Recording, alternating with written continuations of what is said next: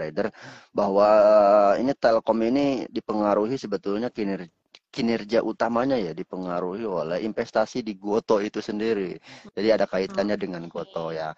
Ya cukup besar ya investasi di Gotoh ini. Jadi ketika unrilis laporan keuangan, ketika saham Gotohnya turun, otomatis akan menyebabkan kerugian walaupun belum dijual ya. Artinya Telkom ini punya saham di Gotoh ya kan. Dia investasi tuh harganya di kisaran 200 kalau nggak salah 300 ya. 300-an ya. Pas awal IPO tuh harganya 300-an. Nah, saat ini kan turun tuh harganya jadi 50 kan. Nah, dari laporan keuangan otomatis itu akan menyebabkan kerugian. Nah, itu padahal kinerja utamanya sebetulnya Telkom ini bagus ya, mengalami peningkatan dan juga dia banyak inovasi di bidang cloud nantinya ya dan juga di sektor yang lain. Artinya ada diversifikasi bisnis yang menarik dari Telkom, tetapi itu tadi yang menyebabkan mungkin unrilis dari atau kinerja dari laba dari perseroan tersebut itu dipengaruhi besar oleh investasi di Gotoh. Jadi kalau Gotohnya nanti naik, otomatis juga kinerja Telkom juga sangat memungkinkan untuk mengalami penguatan yang signifikan nih, Mbak Erin dan Sobat IDX ya. Gitu. Oke, menarik ya. Jadi kalau kita Ya, ngomongin emiten LKKM ini juga mesti di ini ya, maksudnya dia cermati. jadi apa investor kemana juga nih gitu ya. Itu juga ternyata mempengaruhi ya. Karena mungkin apa jumlahnya kali ya Mas ya Betul. yang cukup besar, jadi mungkin bisa Betul. mempengaruhi ya. Oke, menarik nih.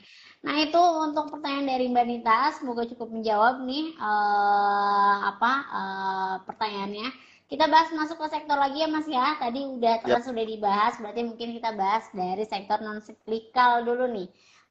Yang mengalami penguatan di 1,37%. Mungkin boleh nih diberikan tanggapannya, kira-kira ada sentimen apa untuk perusahaan-perusahaan di sektor IDX non siklikal ini. Baik, terima kasih Mbak Erin ya. Untuk yang mengalami penguatan masih ya, ini di sektor non cyclical, sektor consumer non cyclical, ini cukup menarik ya karena dia secara umum ya, Sobat Trader ya, ini ada saham-sahamnya yaitu di sektor contohnya ya, ada BWPT nih Mbak Erin ya. Bentar. Ya, ini ditopang oleh kenaikan dari adanya CPO dan juga mungkin teman-teman kalau kita perhatikan ya, eh, pertumbuhan dari sektor ini juga menarik karena ada beberapa perusahaan yang baru ya. Contohnya di CPO itu sendiri ada IPO ya, itu ada beberapa perusahaan baru. Terus yang kedua juga permintaan ya, permintaan dari masyarakat terutama di produk-produk non cyclical ini meningkat. Nah, ini mungkin menjelang pilkada juga nih Mbak Erin dan Sobat IDX ya. Jadi sektor konsumer maupun sektor konsumer non cyclical ini beberapa analis juga memprediksikan akan mengalami kenaikan yang cukup signifikan ya. Nah, ini beberapa saat ini juga persiapan KPU juga mulai dilakukan dan beberapa partai juga mungkin saat ini sudah mulai beberapa pasang baliho dan juga hal-hal yang lain. Nah, ini meningkatkan eskalasi masyarakat nih ya untuk terus bergerak kampanye nih ya. Jadi ini menyebabkan permintaan dari non cyclical maupun yang konsumernya sendiri ya ini mengalami penguatan. Nah, ini ditopang oleh hal tersebut ya Mbak Iren salah satunya ya. Jadi mengalami penguatan yang cukup signifikan di minggu kemarin seperti itu. Oke, jadi mungkin ini juga apa ya tahun depan mungkin menjadi salah Hmm, satu hal yang bisa ini juga ya lah apa bisa diamati juga nih sama sobat ID dan juga breeders ya. Tapi mungkin bisa juga lihat histori di 5 tahun kemarin. ya. Gimana nih pas tahun pemilu mungkin apa ya kondisi terhadap pasarnya seperti apa. Tapi yang menarik sih. Oke, kita bahas di sektor energi nih Mas. Sektor energi Ya, mengalami penurunan juga di pekan kemarin. Mungkin boleh nih diberikan tanggapannya. Apakah memang biasanya kan kalau energi memang lebih banyak sentimennya dari luar ya Mas ya. Nah, ya, betul. mungkin Betul. gimana nih untuk sektor Ya, energi? kita sebagai negara komoditas ya, eksportir Mm-mm. komoditas yaitu di CPO dan juga batu bara ya. Tetapi yang mengalami sebetulnya ya, ini dipengaruhi oleh harga minyak itu sendiri ya. Nah, di minggu kemarin itu minyak itu sebetulnya mengalami pelemahan. Nah, kalau kita tarik 1 bulan emang masih menguat ya. Nah, Oke. tapi kalau dalam hal ini 1 minggu itu mengalami penurunan ya. Mungkin Brent dari 95 dia turun 93 sorry turun ke mungkin bahkan 88 ya. Nah, itu kan mengalami penurunan yang lumayan ya. Termasuk juga WTI udah sempat 90 ya. Dia turun kembali sekarang di level 85 nih. Ya 85 per US barrel. Artinya dalam seminggu emang dia mengalami penurunan, tapi dalam sebulan masih mengalami kenaikan. Nah, artinya ini mendorong saham energi ya, termasuk minyak, juga saham batu bara ya, dan juga di situ ada logam lainnya itu mengalami penurunan nih, sobat IDX ya. Itu mungkin ditopang oleh hal tersebut. Dan juga ada beberapa ya, ini capital outflow dari asing juga keluar beberapa emiten ya. Itu cukup besar juga nih Mbak Erin untuk si sektor ini ya, IDX sektor energi ini. Oke.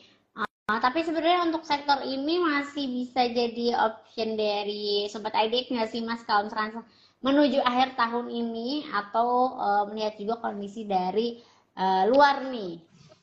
Ya, masih menarik ya, Mbak Erin dan Sobat IDX, bahwa sektor ini masih cukup panas. Artinya kalau perangnya nih makin naik nih, otomatis kan permintaan dari minyak itu sendiri akan terus menguat ya.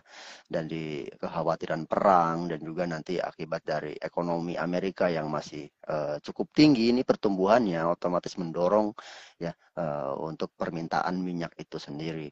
Nah, di samping juga ekonomi China ya, kemarin rilis juga nih Sobat IDX bahwa ekonomi China ini tumbuh di atas ekspektasi pasar, artinya kan menguatnya lumayan ya. Nah, ini bisa mendorong juga permintaan minyak maupun komoditas lain turunannya seperti batu bara ya.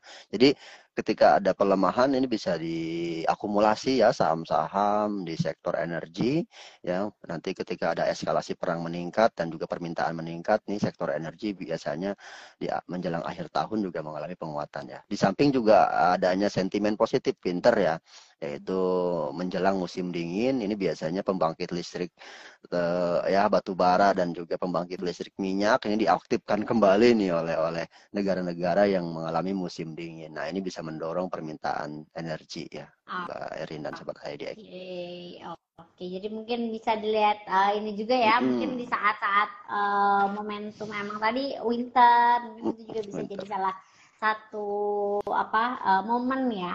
Moon. Oke, ini Mas, saya mau bacain pertanyaan terkait dari Nur Khotimah nih. Mm-mm. Pertanyaannya, sektor apa aja nih yang memang akan diuntungkan dan juga dirugikan ketika suku bunganya naik?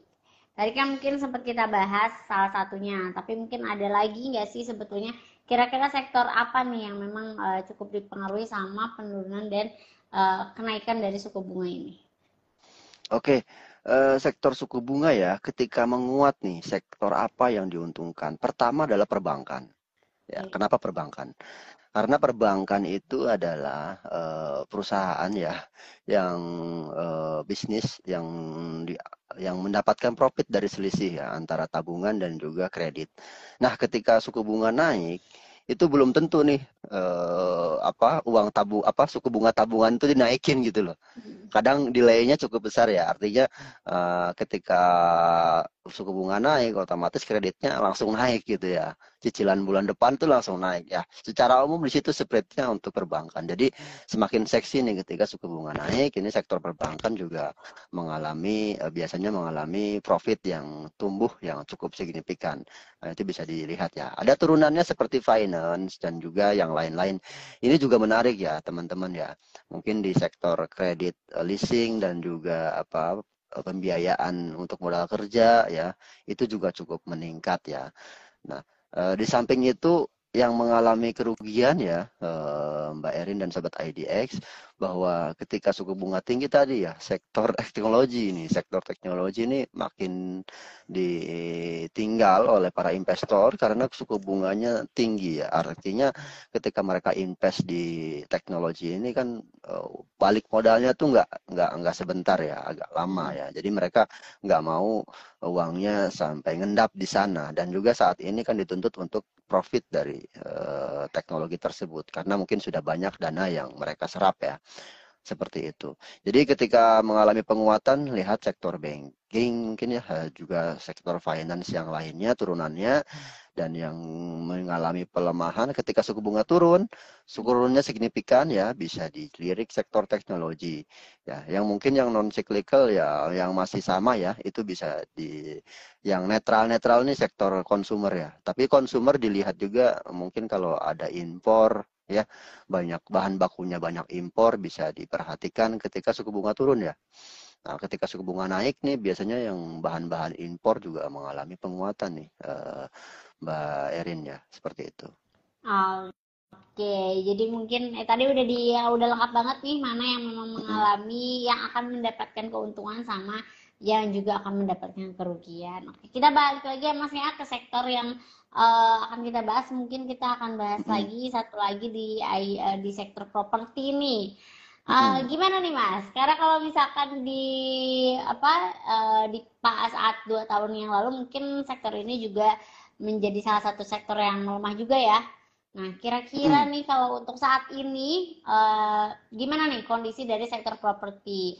Apakah mungkin tadi pengaruh juga sama suku bunga kah? Atau mungkin ada apa pembangunan di IKN kah? Nah, mungkin gimana nih Ya. tanggapannya? Ya, untuk sektor properti tadi sama ya dengan sektor teknologi. Hmm. Ini yang dirugikan dengan adanya kenaikan suku bunga. Lo bayangkan Sobat IDX dan Sobat Brader, ketika Sobat Brader beli KPR ya, beli rumah KPR tenor mungkin 10 tahun, 15 tahun ya. Nah, ketika suku bunga naik, ya mungkin dulu pas pandemi enak ya, cicilannya agak ringan gitu Hmm. bunganya. Tapi saat ini dengan suku bunga yang 6%, ya itu mengakibatkan kenaikan dari kredit itu sendiri. Ya, artinya orang menunda dulu ya, yang baru-baru yang mau beli itu menunda dulu untuk pembelian properti yang baru, atau yang kedua yang ketiga ini mereka tunda dulu karena tadi ya kalau suku bunganya mengalami penguatan, dan pengumuman ini di minggu kemarin nih ya. Jadi di luar ekspektasi bahwa BI itu menaikkan suku bunga dari 5,75 menjadi 6%, artinya menguat 25 basis poin atau 0,25%. Nah, ini mengakibatkan shock ya, mungkin bagi sektor properti ya, itu mengalami pelemahan, dan beberapa leading di situ seperti BSDE ya, Sumarekon, APLN juga sama ya, ini terkoreksi cukup lumayan. Jadi ini menyebabkan penurunan di sektor tersebut ya di minggu kemarin. Nah, nanti bisa dicermati mungkin nanti di laporan keuangan kuartal 3-nya ya, mereka apakah dampaknya atau tidak. Karena ini dampak kenaikan suku bunga ini dampaknya nanti terlihat 3 bulan setelah dari keputusan BI biasanya. Jadi nggak langsung serta-merta menyebabkan kinerjanya langsung anjlok, enggak. Tapi ini akan berdampak nanti 3 bulan ke depan. Tapi market sudah mencerna bahwa oh ini 3 bulan ke depan kayaknya bakal turun, maka mereka jualnya sekarang gitu, Mbak Erin. Oke. Nah, ini juga menjawab pertanyaan dari Mas Alam kali ya. Tadi nanya terkait cicil KPR dan properti. Tadi udah dibahas nih sama Mas Toto nih. Saya coba bacakan pertanyaan yang udah masuk nih terkait dari ini. Dari Andika kayaknya namanya ya. UNTR dan saham TBIG worth it mana nih Mas? Mohon di review. Oh, oke, UNTR ya. Ini UNTR sama Tebik beda sektor ya. Jadi saya Hmm. nggak bisa head to head nih. Head to head itu artinya Gak mungkin apple kalau to satu sektor apple bisa ya, sama nih. Kak. Ya, betul. Kalau UNTR nih kan di sektor tambang ya, terutama dia juga ada penjualan alat berat. Nah, itu utamanya otomatis relate dengan tambang lah. Kalau tambangnya naik, pasti penjualan alat berat juga akan naik. Dan juga dia punya perusahaan nikel ya. Ini kaitannya dengan logam. Nah, untuk UNTR dibandingkan dengan Tebik ya. Untuk Tebik sendiri ini kan di sektornya di sektor menara ya. Dia jualannya penyewaan menara ya, dan termasuk juga masuk kategori transport telekomunikasi, bisa nyambung lah ya. Artinya secara sektoral ya, mungkin sektoral masih cukup untuk bagusnya yang TBIG ya. Nah, ini TBIG secara sektoral masih cukup menarik karena saya kira permintaan dari penyewaan menara maupun juga kegiatan dari nantinya ya, permintaan dari telekomunikasi juga akan meningkat ya. Dan secara umum juga kinerjanya masih cukup solid ya. Untuk secara sentimen berarti yang cukup menarik adalah TBIG. Tetapi kalau lihat kinerja ya, antara TBIG mungkin dengan UNTR ini masih cukup solid di UNTR ya. UNTR ini juga yang pertama menjadi sentimen utama adalah labanya yang terus meningkat. Kedua juga dia membagikan dividen 2 kali dalam setahun. Artinya sobat IDX nih, kalau yang udah punya saham ini kan lumayan tuh cuannya, bisa dapat dividen setahun 2 kali. Nah, ini juga cukup menjadi sentimen positif ya buat UNTR. Yang kedua juga dia diversifikasi produknya cukup meningkat. Kalau TBIG tadi fokusnya mungkin ke penyewaan menara ya, sedangkan untuk UNTR nih dia nggak cuma jualan alat berat ya, tapi juga dia akuisisi yang namanya tambang nikel. Nah, tambang nikel ini kan saat ini lagi hit juga ya, nanti kaitannya dengan baterai listrik. Jadi saya kira UNTR nih akan terdorong mungkin dalam setahun 2 tahun ini, nggak cuma dari alat berat tapi juga dari perusahaan nikel itu sendiri ya. Jadi cukup menarik saya kira untuk jangka panjang untuk saham UNTR gitu. Tapi secara sentimen bagusnya untuk TBIG gitu. Oke, nah tadi udah nih dikasih tanggapannya ya, udah dikasih sudut pandangnya nih sama dari Mas Toto. Jadi semoga tetap ya keputusannya ada di Mas Andika Ya, tadi sebagai investor nih, dan sobat IDX juga trader semua. Oke, itu betul. tadi untuk emiten yang udah dibahas. Nah, terkait sentimen nih, kira-kira Mas apa nih yang akan bisa mempengaruhi indeks atau mungkin saham-saham di pekan ini? Mungkin sentimen yang positif atau negatifnya yang bisa jadi awareness duluan nih dari sobat IDX dan juga trader semua nih. Oke, untuk sentimen di minggu ini ya, seperti kita ketahui ini bulan Oktober November ini seperti kebiasaan ya, kebiasaan tuh iya, kinerjanya ini merah ya. Apalagi nanti mungkin ini kan switch ya antara November dan Oktober nih. Nanti tanggal satunya di hari Rabu ya. Nah, ini udah hari Rabu, udah masuk November. Artinya ini November nih kadang menjadi musim untuk mengalami penurunan. Sebetulnya time to-nya itu untuk buy ya. Jadi bulan November Oktober nih time to buy. Nah, kapan kita jualnya? Saya kira nanti dijualnya itu, panennya itu di awal tahun ataupun di Desember ya. Nah, ini bisa menjadi penentu buat kita siapkan cash mungkin ya di bulan-bulan ini ketika mengalami penurunan yang cukup signifikan, bisa kita cicil buy saham-saham yang kita ekspektasi kinerjanya akan meningkat mungkin sampai akhir tahun, seperti itu. Nah, sentimen utamanya lagi di minggu ini ya sebetulnya balik ke Amerika ya, karena Amerika di minggu ini ada keputusan untuk menaikkan ataupun tidak menaikkan atau menahan suku bunga. Nah, ketika Amerikanya naikin suku bunga, otomatis juga pasti dampaknya ke saham itu akan mengalami penurunan ya. Termasuk juga ada ekspektasi bahwa obligasi sendiri saat ini itu artinya sudah mereka pada jualan obligasi. Artinya kan ekspektasinya mengalami penguatan nih suku bunganya ya. Tapi ketika menahan suku bunga, otomatis juga kita lebih tenang ya untuk melihat bahwa pasar saat ini lebih lebih cenderung stagnan gitu. Jadi market di minggu ini masih menentukan ya apakah nanti naik atau tidak suku bunga di Amerika gitu.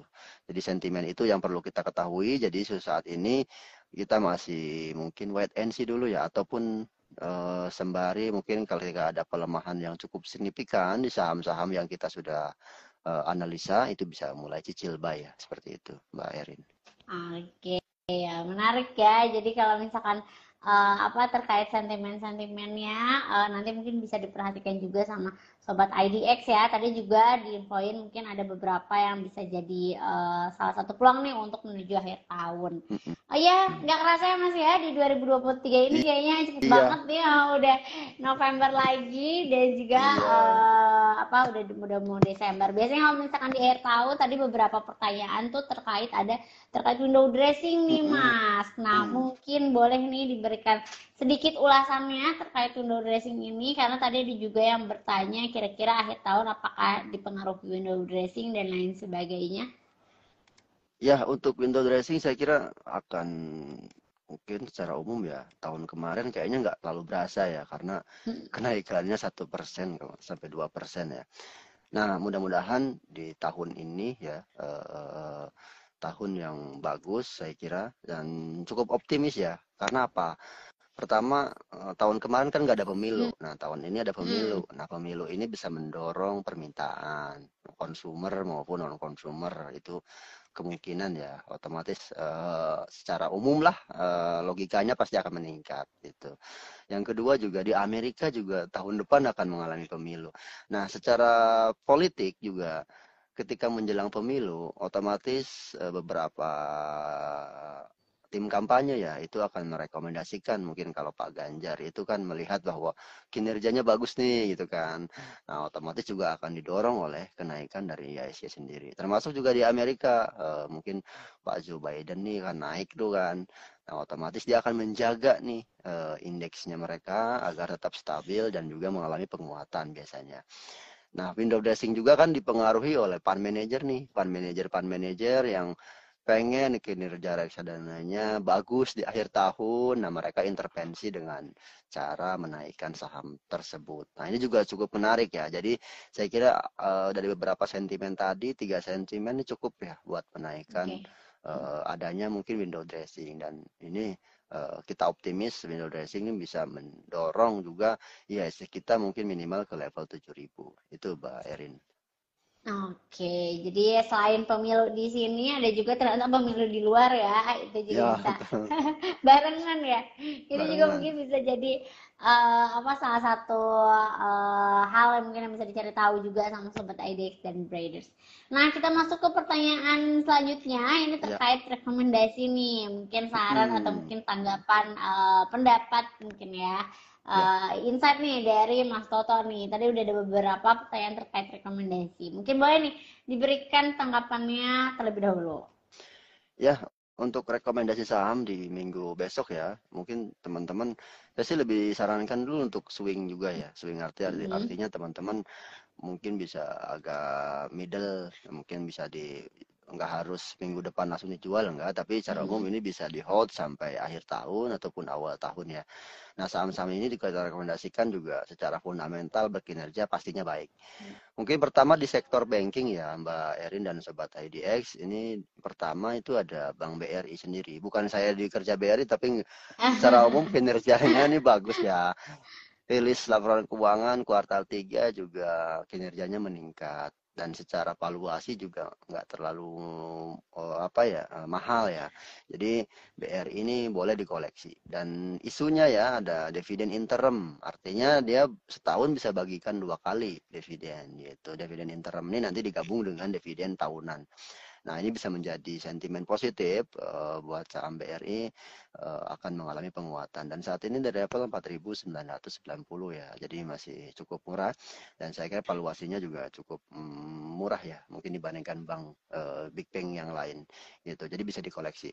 Yang kedua di sektor banking nih ada Bank Danamon ya. Bank Danamon nih bank yang dikuasai oleh Mitsubishi ya. Artinya di perusahaan Jepang dan saat ini juga dia sudah mengalami pelemahan yang cukup signifikan. Ya, kita menunggu nanti di kuartal 3 mungkin bulan depan ya, awal bulan depan dia rilis laporan kuartal 3. Tapi kita optimis untuk Bank Danamon juga kinerjanya masih solid ya, ditopang oleh juga akuisisi dan juga kinerja anak usaha ya, seperti Adira Finance juga mengalami penguatan yang cukup signifikan. Jadi bisa mendorong laba dari Bank Danamon itu sendiri. Jadi Bank Danamon bosnya koleksi mungkin cicil buy ya saat ini berada di level 2.640 nih bisa cicil buy untuk sobat IDX dan sobat trader. Nah, yang kedua ada di sektor mungkin ini emas ya. Emas juga menarik nih. Tadi kita belum singgung harga emas ya. Harga emas saat ini udah di level 1.990. Artinya udah mau break nih 2.000 ya, 2.000 dolar. Susah banget nih 2.000 dolarnya. Tapi ya secara umum bagus ya harga emas ya. Nanti udah di level 2.000 nih mudah-mudahan ada saham yang menguat. Salah satunya ada Harta ya. Harta. Ini Harta nih dia bergerak di sektor penjualan emas, logam emas ya. Jadi belum bentuknya tuh perhiasannya. Secara valuasi ini murah banget saya kira, dan dia kinerjanya juga cukup bagus. Nanti mungkin kita tunggu ya kuartal 3 nih kinerjanya gimana. Tapi kita optimis dia masih mengalami penguatan ya. Nah, saat ini juga Harta udah menguat nih, hari ini 4% ya. Bisa masih toleransi untuk dibayar. Mungkin targetnya masih jauh di kisaran 1000 ya. Saat ini levelnya kalau salah 450 ya. Nah, itu bisa dicicil baik untuk Harta ya, di sektor perhiasan ataupun emas ya. Yang di sektor properti juga ada nih, selanjutnya ya sektor properti ya. Ada BSDE ya, BSDE ini bisa kita rekomendasikan baik karena apa? Karena secara kinerja cukup solid ya, walaupun suku bunga mengalami kenaikan. Nah, kita bisa juga lihat dari sentimen BSDE ini dari aksi korporasi juga bahwa beberapa pemiliknya ya, pemilik saham BSDE ini masih akumulasi buy. Artinya mereka percaya dengan performa dari perusahaannya sendiri gitu. Ya, ini bisa jadi sentimen positif ya. Beda dengan mungkin saham yang pemiliknya kok malah jualan gitu. Nah, ini mereka beli terus nih untuk ngumpulin saham BSD. Ini bisa secara umum bisa dikoleksi saham tersebut ya. Mungkin teman-teman kalau yang mau koleksi bisa nanti mungkin targetnya di kisaran 1300-an ya. Masih cukup jauh ya. Dan yang terakhir mungkin ini sektornya ya konsumer, satu lagi nih, Byron ya. Konsumer nih menjelang pemilu banyak yang rokok nih. Yang rokok, iya ini kayaknya makin pusing aja nih tim suksesnya ya. Tim sukses makin pusing, mereka banyak rokok, bagi-bagi rokok nih. Nah, ini bisa dikoleksi, salah satunya yaitu saham GGRM ya, Gundang Garam, walaupun dah tinggi ya 25.000, tapi historical kan dia sempat 40.000, 50.000. Nah, saya kira dengan kinerjanya yang solid di kuartal 2 nih, tinggal tunggu kuartal 3, saya kira masih optimis ya dia mengalami penguatan. Nah, itu mungkin beberapa sektor ya, Mbak Iren dan Sobat IDX. Disclaimer, mudah-mudahan sesuai ekspektasi, market mendukung dan sahamnya juga menguat gitu. Oke, thank you nih udah lebih dari tiga ini ya, lebih dari tiga insight nih yang dibagiin sama Mas Toto. Disclaimer on, tetap itu mungkin bisa menjadi sudut pandang insight baru nih buat Sobat IDX ya, mungkin bisa jadi perhatian lebih nih apa yang tadi disampaikan sama Mas Toto.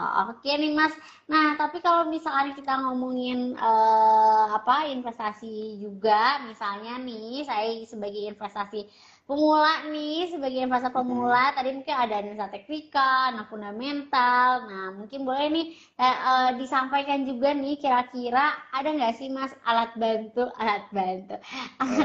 yang memang disediain nih sama BRI dan Reksa Sekuritas untuk saya sebagai investor pemula. Karena kan kalau misalnya kita ngomongin tadi udah ngomongin resisten dan lain sebagainya agak-agak pusing nih Mas. Tapi kalau untuk investor pemula yang biasanya memang perlu lebih banyak alat bantu nih, kira-kira ada nggak sih hal menarik nih dari BRI dan Reksa Sekuritas untuk teman-teman investor yang masih pemula nih?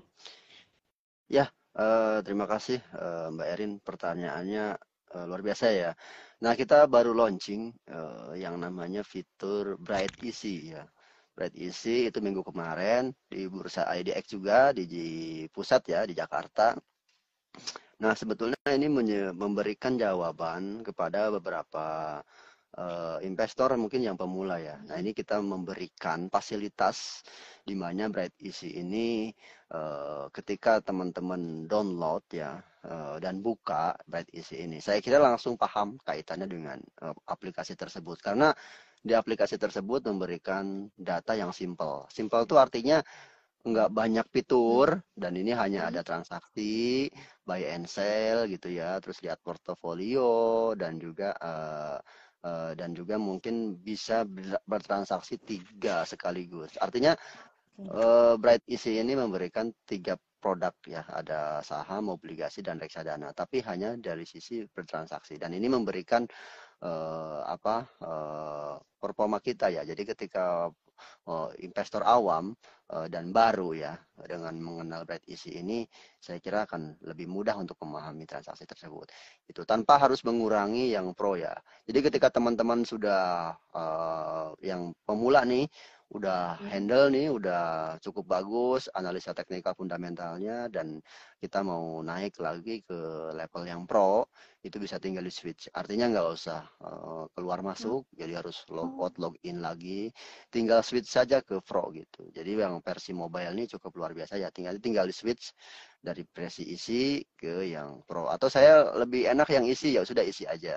Nanti suatu saat mau pindah ke pro, tinggal di switch ya ke pro gitu. Jadi nggak harus relogin. Dan tadi ada pertanyaan nih, berbayar atau tidak? Iya, betul. Gratis nih Sobat IDX dan Sobat Trader ya. Jadi ketika Sobat Trader buka rekening juga tanpa ada biaya minimum ya. Artinya nggak ada biaya apa-apa, bulanan juga nggak ada. Nah, artinya Sobat Trader udah bisa langsung login gitu. Nanti suatu saat kalau sudah punya dananya, tinggal di top up saja dananya ke RDN tersebut. Silahkan nanti yang masih bingung cara buka rekeningnya, bisa disematkan atau subscribe ya, BRI Dana Sekuritas yang centang biru tuh di IG-nya ada ya, sebetulnya di situ juga ada kaitan cara pembukaan rekening efeknya. Begitu Mbak Erin dan Sobat IDX. Siap. Katanya nyaman dan tentunya lebih simple, valid juga Ya. isi. Jempolnya ada 5 tuh katanya. Oke. Terima kasih Mas Toto. Mungkin tadi tadi menjadi pertanyaan penutup kita ya untuk market review kita pada pagi hari ini. Untuk Sobat IDX dan Traders yang ternyata baru bergabung, tadi memang ada beberapa pertanyaan juga, tapi itu sudah dibahas juga. Nanti Sobat IDX dan juga Brothers bisa nonton IGTV kita, jadi live Instagramnya kita save. Tadi juga untuk insight-insight terhadap saham-saham udah juga disampaikan nih sama Mas Toto. Nanti mungkin bisa dibaca juga, bisa dilihat lagi nih, bisa ditonton lagi IGTV-nya untuk bisa menjadi salah satu pandangan, salah satu mungkin bingung mau saham apa yang mau diperhatiin. Nah, tadi udah disampaikan beberapa saham sama Mas Toto. Mungkin sebelum menutup ada closing statement dulu nih Mas Toto. Ya, secara umum market kita masih volatil ya. Jadi kita sarankan ke Sobat IDX dan Sobat Trader agar tetap kita sesuai plan ya. Artinya ketika Sobat Trader untuk trading, pastikan trading plan-nya sudah ada gitu. Mereka harus paham dulu analisa teknikalnya seperti apa. Nah, ketika mau investasi juga sama. Teman-teman harus cek perusahaan tersebut di bidang apa, laporan keuangannya bagaimana gitu ya. Terus manajemennya korup atau enggak. Artinya teman-teman harus beranalisa dulu sebelum berinvestasi. Karena uang yang kita investasikan itu adalah hal yang berharga bagi kita. Dan kita berekspektasi perusahaan tersebut akan tumbuh dan mengalami kenaikan di harganya. Jadi kita bisa cuan di saham tersebut. Mungkin itu sedikit ya untuk mengingat buat Sobat Trader dan juga Sobat IDX semua. Gitu. Oke, terima kasih Mas Toto. Nah, jadi untuk Sobat IDX tetap ya untuk investasi ini produknya pun tetap harus dilakukan riset juga, karena tadi dana yang memang digunakan untuk investasi kan ibaratnya dana yang memang kita upayakan disisihkan juga, dan memang dengan ekspektasi kita untuk bisa mendapatkan keuntungan. Mohon maaf banyak banget pertanyaan hari ini, ada kurang lebih ada 30 lebih pertanyaan, tapi memang nggak bisa kita bacain semuanya. Mudah-mudahan apa yang sudah kita bahas bisa menjadi informasi yang bermanfaat nih untuk Sobat IDX dan juga Brothers dimanapun berada. Yang baru join boleh nanti nonton lagi IGTV kita. Mungkin itu aja Mas Toto, terima kasih banyak untuk obrolan seru di hari ini. Gak kerasa nih udah hampir 1 jam menemani untuk market review pagi hari ini. Selamat melanjutkan aktivitasnya Mas Toto, Brothers dan Sobat IDX dimanapun berada. Mungkin itu aja dari kita di pagi hari ini. Terima kasih banyak, sehat selalu dimanapun berada. Kita pamit undur diri. Assalamualaikum warahmatullahi wabarakatuh. Waalaikumsalam warahmatullahi wabarakatuh. Terima kasih Mas Toto. Terima kasih.